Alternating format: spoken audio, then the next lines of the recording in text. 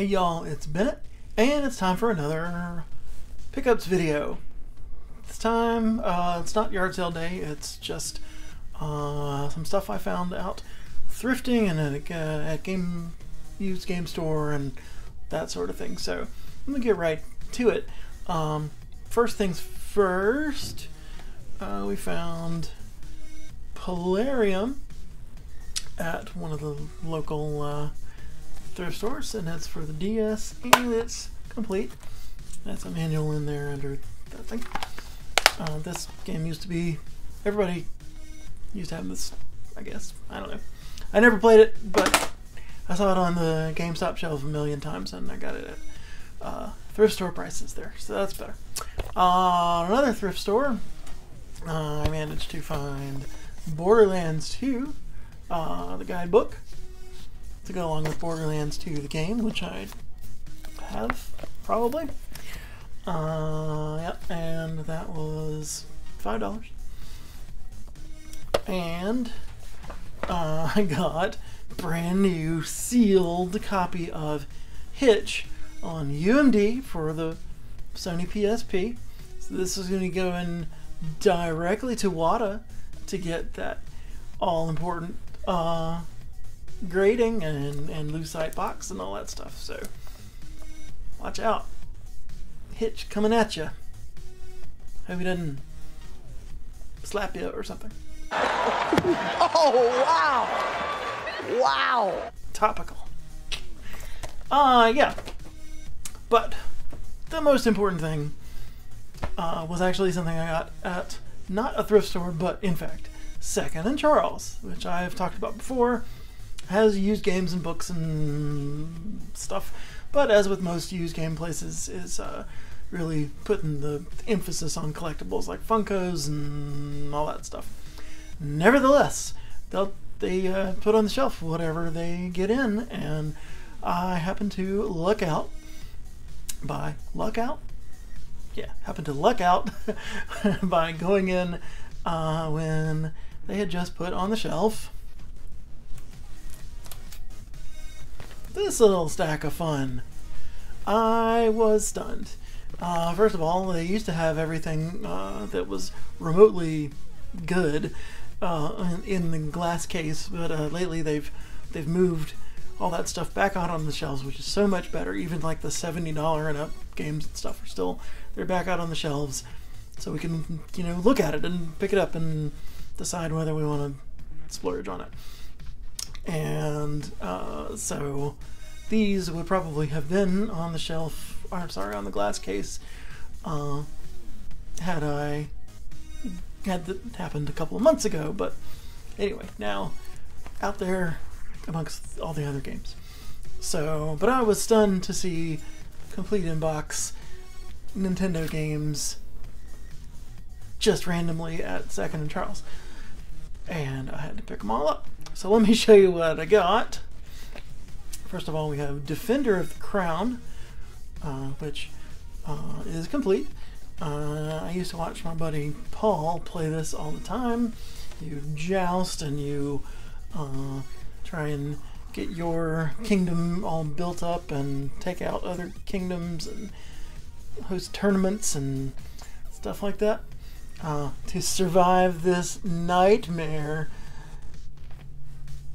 your mind better be as sharp as your sword. So yeah, that was $14.95. Defender of the Crown on the original Nintendo, and it's complete. And then we had World Games. That was $18.95. And yep, that's cool stuff like cliff diving and weightlifting and barrel jumping, sumo wrestling, caber toss. I thought it was, yeah, anyway, caber toss. Yep, so I used to play like California games and summer games and stuff on the Apple computers back in the day, back in like the 2GS was what we had. I don't know if I've ever played World Games before, but now I have it in the collection. And let's see, that is followed by Bo Jackson Baseball. Bo Jackson, former star of baseball and football and that one cartoon with Wayne Gretzky and Michael Jordan and Bo Jackson. Showstopper. Big swing, Bo's the man. Gonna hit a grand slam. Pro Stars. It's all about helping kids. Pro Stars. Yep, Bo Jackson baseball. This was $32.95 on the Nintendo Entertainment System, and these prices were right in line basically with price charting eBay prices. So they weren't above it, and they were usually a little bit below. And so I was okay with paying that price to pick things up in person in my very own Second and Charles store. Anyway, Tag Team Wrestling for the Nintendo. That one's a little pricier at $45. Yep. But it's bringing arcade wrestling realism home. There you go. And finally, we have this is not a Nintendo game. This is for the Sega Genesis, and it's in one of the cardboard case games. And of course, it's Jeopardy. There was a regular clamshell case version of this that came out for the Genesis, but this is the in the later cardboard case version, and it was only $10. So all of that was super awesome to find.